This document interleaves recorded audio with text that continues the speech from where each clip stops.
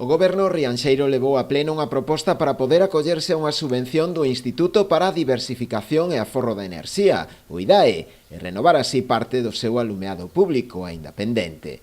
Neste caso, a actuación vai destinada á renovación das luminarias en boa parte do casco histórico. En total, cambiaránse uns 468 puntos de luz. Céntrase sobre todo no centro de Rianxo, desde a Carballeira hasta, o casco histórico e tal, e despois tamén colle o que é a Punta Fincheira, a carretera Tanxil ata o cementerio.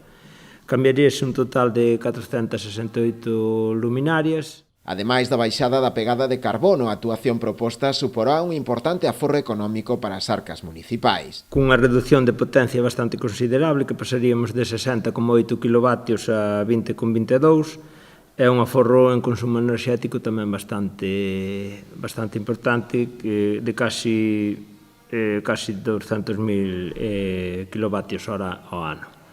Eso suporía máis ou menos un aforro anual de 55.000 euros. A actuación cun orzamento previsto duns 547.000 euros completarase con outras actuacións tamén pendentes nesta mesma liña, como a que se prevé realizar no polígono de Té ou no paseo marítimo. Seguimos un pouco esa liña, tamén aínda fai uns días presentamos outra subvención para tamén para o cambio de luminarias no polígono industrial.